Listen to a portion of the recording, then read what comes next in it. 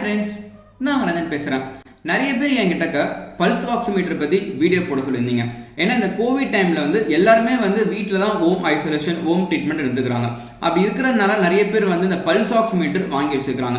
ஆனால் நிறைய பேர் பல்ஸ் ஆக்சிமீட்டர் வச்சுருக்காங்க.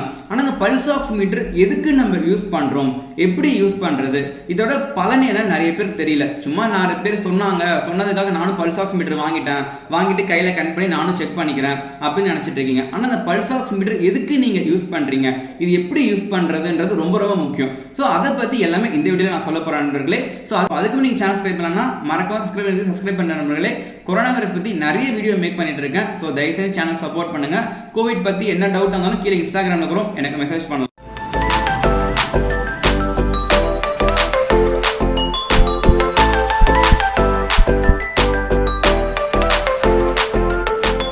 ஸோ இதுதாங்க இந்த பல்ஸ் ஆக்சிமீட்டர் டிவைஸ். இந்த பல்ஸ் ஆக்சிமீட்டர் டிவைஸ் பார்த்தீங்கன்னா எவ்வளோ சின்னதாக இருக்குது பாருங்க. ஒரு குட்டி டிவைஸ் வீட்டிலே எல்லாரும் யூஸ் பண்ணுறது ரொம்ப ரொம்ப ஈஸியாக இருக்கிற மாதிரி ஒரு டிவைஸ் கண்டுபிடிச்சிருக்காங்க. இது ஒன்றுமே இல்லை, ஒரு துணிக்கார கிளிப்பு மாதிரி இருக்குது பாருங்க. இந்த கிளிப்பை வந்து நம்ம இப்படி பண்ணிட்டு நம்ம ஃபிங்கரை வச்சோம்னா நம்மளுக்கு வந்து ரீடிங்ஸ் காமிக்கும். டிஸ்பிளே மூலமா நம்மளுக்கு ரீடிங்ஸ் காமிக்கும். இதுதான் இந்த டிவைஸ். இது எல்லாரும் யூஸ் பண்ணுறது ரொம்ப ஈஸியாக இருக்கும். ஆனால் இந்த டிவைஸ் வந்து யூஸ் பண்ணுற விதமும் இருக்குது. அதை பற்றி பார்க்கலாம். அதுக்கெல்லாம் முன்னாடி இந்த பல்ஸ் ஆக்சிமீட்டர் நம்ம எதுக்கு யூஸ் பண்ணுறோம், அது ரொம்ப ரொம்ப முக்கியம். சில விஷயங்கள் பண்ணுறோன்னா அது ஏன் பண்ணுறோம், எதுக்கு பண்ணுறோம் தெரிஞ்சுக்கிட்டு பண்ணால் ரொம்ப ரொம்ப ஹெல்ப்ஃபுல்லாக இருக்கும். ஸோ இந்த பல்ஸ் ஆக்சிமீட்டரோட முக்கியமான வேலை என்னன்னு பார்த்தீங்கன்னா, நம்ம ரத்தத்தில் வந்து எவ்வளோ ஆக்சிஜன் இருக்குன்னு காமிக்கிறது தான் இந்த பல்ஸ் ஆக்சிமீட்டர். வேற இந்த பல்ஸ் ஆக்சிமீட்டர் வந்து ரத்தத்தில் காமிக்குது இல்லையா வேல்யூ, அதுதான் என்ன சொல்லுவாங்கன்னா SpO2ன்னுவாங்க. ஸோ நம்ம உடம்புல வந்து எவ்வளோ சேச்சுரேஷன் இருக்குது, அந்த ஆக்சிஜன் சேச்சுரேஷன் தான் வந்து SpO2ன்னு சொல்லி டிஸ்பிளேல வந்து காமிப்பாங்க.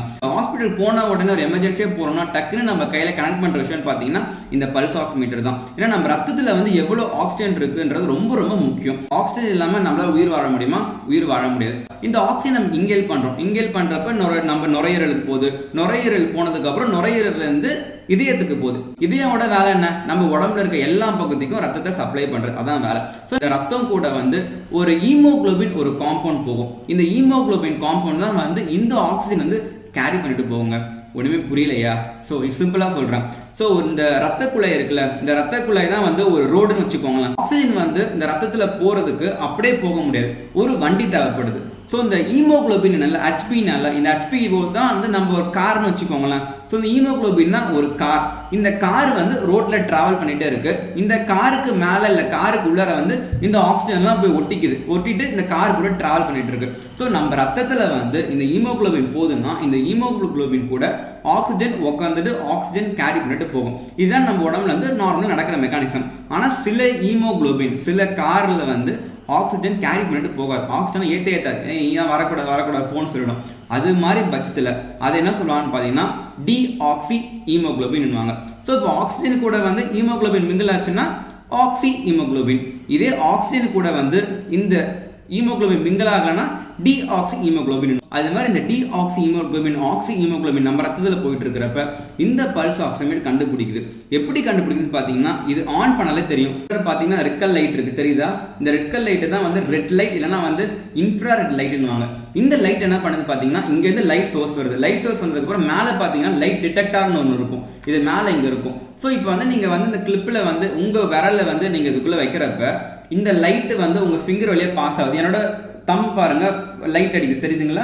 ஸோ லைட் வந்து தம் வழியாக பாஸ் ஆகுது. பாஸ் ஆகிட்டு மேலே டிடெக்ட் ஆக போகிறப்ப நான் சொன்னேன் ஆக்சி ஹீமோகுளோபின் டிஆக்சி ஹீமோகுளோபின் இல்லை, இது ரெண்டுத்துக்கும் வந்து இந்த லைட் வந்து ரிஃப்ளெக்ட் ஆகிற விதம் வேற மாதிரி இருக்கும். இப்போ உதாரணத்துக்கு இப்போ ஆக்சிஜன் இருக்கக்கூடிய ஹீமோகுளோபின் வந்து பார்த்தீங்கன்னா இன்ஃப்ராரெட் லைட் வந்து அதிகமாக இழுக்கும். ஆனால் வந்து ஆக்சிஜன் இல்லாத ஹீமோகுளோபின் வந்து ரெட் லைட்டை வந்து அதிகமாக இழுக்கும். இது மாதிரி இந்த அப்சர்வேஷன் பேஸ் பண்ணி இந்த SpO2 வந்து இதில் காமிக்குதுங்க. இப்போ உதாரணத்துக்கு நம்ம இந்த ஹீமோகுளோபின் சொன்னால, இப்போ ஹீமோகுளோபின்குள்ள ஆக்சிஜன் எதுவுமே இல்லை பட்சத்தில் SpO2 வந்து 0% காமிக்கும். இப்போ இந்த பிக்சரில் வந்து 16 ஹீமோகுளோபின் இருக்கு. இந்த 16 ஹீமோகுளோபின்ல வந்து ஒரு பாதி, ஒரு 8 மடங்குலாம் வந்து ஆக்சிஜன் உட்காந்துருக்கு, மீதி உட்காரல. அப்போ வந்து இந்த பர்சன் ஸோ எவ்வளோ தூரம் இருக்கும்? 50%னா 50%. ஸோ இந்த கோவிட்ல வந்து கொரோனா வந்து பிடிச்ச இடம் வந்து பார்த்தீங்கன்னா நம்ம நுரையீரல் தான். டேரெக்டாக போய் நுரையீரல் தான் போய் தாக்குது. நுரையீரல் போய் தாக்குறதுனால நிறைய பேர் மூச்சுத்திணறல் ஏற்படுது. நுரையீரல் தாக்குறதுனால நம்ம உடம்புல வந்து ரத்தத்தில் வந்து ஆக்சிஜன் லெவல் கம்மியாகுது. ஏன்னா சுவாசிக்கிறது கஷ்டமாக இருக்குது, ஆக்சிஜன் கம்மியாகுது. அதனால் நிறைய பேர் வந்து பார்த்தீங்கன்னா இந்த பல்ஸ் ஆக்சிமீட்டர் வாங்கி வச்சுக்கிறாங்க. வாங்கி வச்சுட்டு அப்பப்போ செக் பண்ணிக்கிறாங்க. ஆஸ் பர் கவர்மெண்ட் கைட்லைன்ஸ் வந்து இதில் வந்து SpO2 வந்து 94 கீழே போச்சுன்னா இல்லை வந்து மூச்சுத்திணறல் கஷ்டமாச்சுன்னா ஹாஸ்பிட்டல் வர சொல்லி சொல்கிறாங்க. ஸோ இந்த பல்ஸ் ஆக்சிமீட்டர் ரொம்ப ஹெல்ப்ஃபுல்லாக இருக்குது. அதனால தான் பல்ஸ் ஆக்சிமீட்டர் அவ்வளோ டிமாண்ட். அதனால் நிறைய பேர் வாங்கி வச்சிருக்காங்க. இந்த பல்ஸ் ஆக்சிமீட்டர் வந்து எப்படி யூஸ் பண்ணுறது, இதுதான் முக்கியமான விஷயம். ஸோ நிறைய நேரம் பேசி நினைக்கிறேன். ஸோ பல்ஸ் ஆக்சிமீட்டர் எப்படி யூஸ் பண்ணுறது பார்த்தீங்கன்னா, ஸோ ஒன்றுமே இல்லை, ஆக்சசரிஸ் தான். இது வந்து பேக் சைடு வந்து பார்த்தீங்கன்னா உங்களுக்கு 2 பேட்டரி இருக்கும். நீங்கள் வந்து பேட்டரி நார்மல் ரிமோட் யூஸ் பண்ணுறீங்களா அதே மாதிரி பேட்டரி போட்டு யூஸ் பண்ணிக்கலாம். அப்புறம் வந்து பார்த்தீங்கன்னா இந்த பல்ஸ் ஆக்சிமீட்டர் பார்த்தீங்கன்னா மேலே இங்கே டிஸ்பிளே இருக்கும். இதில் வந்து SpO2 காமிக்கும், அப்புறம் வந்து பல்ஸ் ரேட்னு ஒன்று காமிக்கும், அப்புறம் வந்து PIன்னு காமிக்கும், பெர்ஃபியூஷன் இண்டெக்ஸ்னு 3 விஷயம் காமிக்கும். இதில் வந்து பார்த்தீங்கன்னா எந்த ஃபிங்கர் யூஸ் பண்ணலான்னு பார்த்தீங்கன்னா most commonly middle finger use பண்ணலாம். இல்லைனா நம்ம கட்டவர் இருக்கு இல்லையா, தம் ஃபிங்கர். இது ரெண்டுத்துல வந்து நீங்கள் எந்த ஃபிங்கரான யூஸ் பண்ணலாம். இது வந்து எங்கே யூஸ் பண்ணு பார்த்தீங்கன்னா நீங்கள் படுத்துட்டு இருக்கிறீங்க. படுத்துட்டு இருக்கிறப்ப இந்த பல்ஸ் ஆக்சிமீட்டர் வந்து இப்போ நான் கட்டவரில் மாட்டிட்டு இங்கே பார்த்தீங்கன்னா ஒரு ஆன் பட்டன் இருக்கும். அந்த பட்டன் இருக்குல்ல, இந்த பட்டன் நீங்கள் ஆன் பண்ணணும். ஆன் பண்ண உடனே இங்கே வந்து ஒரு கோடாக போகும், ரீடிங்ஸ் எடுக்கும். ஸோ உங்களோட பல்ஸ் வந்து செக் பண்ணிட்டு இருக்கு. ரீடிங்ஸ் எடுத்ததுக்கு அப்புறம் SpO2 எவ்வளோ இருக்கு, அப்புறம் வந்து பல்ஸ் ரேட் எவ்வளோ இருக்குன்னு காமிக்கும். இங்கே பாருங்க ஒரு வேல்யூ காமிக்கும், தெரியுதுங்களா? இது வந்து SpO2, இது கீழே வந்து பல்ஸ் ரேட் இது காமிக்குது. இது வந்து எந்த லெவலில் இருக்கணும்னு பார்த்தீங்கன்னா, அதாவது வந்து இங்கே இதயம் இருக்கு இல்லையா, ஹார்ட் லெவல்.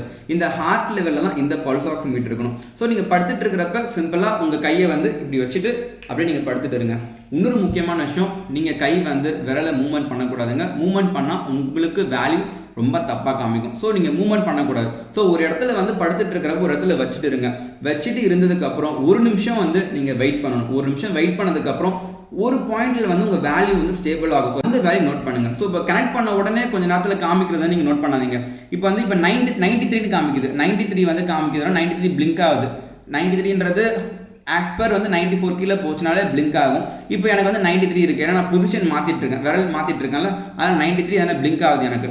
இப்போ வந்து படுத்துட்டு இருக்கிறப்ப இந்த பொசிஷனில் வச்சு 1 நிமிஷம் வெயிட் பண்ணிட்டு வெயிட் பண்ணதுக்கு அப்புறமா அப்புறம் அந்த வேல்யூ எடுத்து பாருங்க.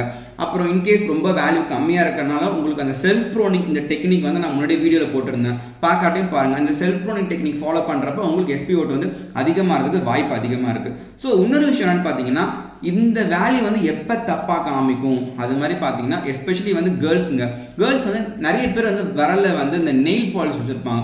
இந்த நெயில் பாலிஷ் வச்சுட்டு இல்லை ஃபிங்கரில் வந்து நீங்கள் SpO2 கனெக்ட் பண்ணிங்கன்னா வேல்யூ வந்து தப்பாக காமிக்குன்றாங்க. ஸோ இந்த நெயில் பாலிஷ் வச்சுருந்தீங்கன்னா உங்கள் ஃபிங்கரில் வந்து நெயில் பாலிஷ் வந்து ரிமூவ் பண்ணிவிடுங்க. நெயில் பாலிஷ் இருக்கக்கூடாது. அப்புறம் இன்னொன்று வந்து இந்த கோல்ட், அதாவது வந்து AC ரூமில் யூஸ் பண்ணுறது இல்லைனா வந்து கோல்ட் என்விரான்மெண்ட்டில் வந்து யூஸ் பண்ணாலுமே வேல்யூ ரொம்ப லோவாக காமிக்கும். அதனால் நீங்கள் AC ரூமில் யூஸ் பண்ணுறப்ப உங்களுக்கு ஷிவரிங்காக இருக்கிறப்ப இதை யூஸ் பண்ணாதீங்க. அப்புறம் இன்னொன்று வந்து உங்கள் கை வந்து ஈரமாக இருக்கிறப்ப நீங்கள் பாத்திரம் கை விட்டு இல்லை ஹேண்ட் வாஷ் பண்ணிட்டு வந்ததுக்கப்புறம் இது நீங்கள் யூஸ் பண்ணாலும் வேல்யூ தப்பாக காமிக்கும். உங்களோட ரூமில் நீங்கள் யூஸ் பண்ணுறப்ப நிறைய லைட் இருக்கக்கூடாது. அதாவது நீங்கள் வெளிச்சத்தில் வந்து சன்லைட்டில் அதிகமாக யூஸ் பண்ணுறதா இருக்கட்டும், இல்லை ரூம் லைட்ல இருந்து டைரக்ட் லைட்ல வந்து அதிகமாக யூஸ் பண்ணக்கூடாதுன்றாங்க. ஸோ இதெல்லாம் ஃபேக்டர்ஸ்ங்க. இந்த ஃபேக்டர்ஸ்லாம் ஃபாலோ பண்ணுங்க. இது எப்படி அது 100% அக்யூரேட்டா 100% ப்ராப்பராக காமிக்குன்னு கேட்டால் கிடையாது. எல்லா மிஷின்ஸுமே 100% ப்ராப்பராக காமிக்காது. ஸோ இது எரர் பார்த்தீங்கன்னா ஒரு 2% எரர்ன்றாங்க. 2%ன்றப்போ ஒரு ப்ளஸ் ஆர் மைனஸ் வச்சுக்கோங்க. நண்பர்களே, இதை நீங்கள் வேணும்னா வாங்கி வச்சுக்கோங்க. எஸ்பெஷலி உங்கள் வீட்டில் வந்து வயசானவங்க இருக்கிறாங்க, இல்லை வந்து இந்த நுரையீரல் பிரச்சனை இதே பிரச்சனை இருக்காங்கன்னா கண்டிப்பாக அதை வாங்கி வச்சுக்கோங்க. ஏன்னா லைஃப் லாங் இது ஹெல்ப்ஃபுல்லாக இருக்கும். நல்ல டிவைஸ் தான். வாங்குறது நல்ல பிராண்டாக வாங்குங்க. நிறைய ஃபேக் ப்ராடக்ட் சைனா சைட்லாம் இருக்குது. ஸோ இது ஃபேக் ஒரிஜினல் வந்து எப்படி கண்டுபிடிக்கணும்னு நான் அடுத்த வீடியோ சொல்கிறேன். ஏன்னா இந்த வீடியோ வந்து லென்த் அதிகமாக போயிடுச்சு. ஸோ இந்த வீடியோ வந்து உங்கள் ஃப்ரெண்ட்ஸ்க்கும் ஃபார்வர்ட் பண்ணுங்கள். ஸோ போய் பற்றி நிறைய விஷயம் என்ன டவுட்டாலும் கேளுங்க. நான் வீடியோ நிறைய மேக் பண்ணுறேன். ஏன்னா நிறைய பேர் இது SpO2 பற்றி கேட்டிருந்தாங்க இந்த பல்ஸ் ஆக்சிமீட்டர், அதனால நான் சொன்னேன். ஸோ மேலும் இதே மாதிரி வீடியோ வந்து நம்ம பார்க்கலாம். ஸோ அதுக்கு முன்னாடி சப்ஸ்கிரைப் பண்ணலாம், மறக்காம சப்ஸ்கிரைப் பண்ணுங்க. ப்ளீஸ் சப்போர்ட் பண்ணுங்கள். So stay home, stay safe. Thank you, bye by.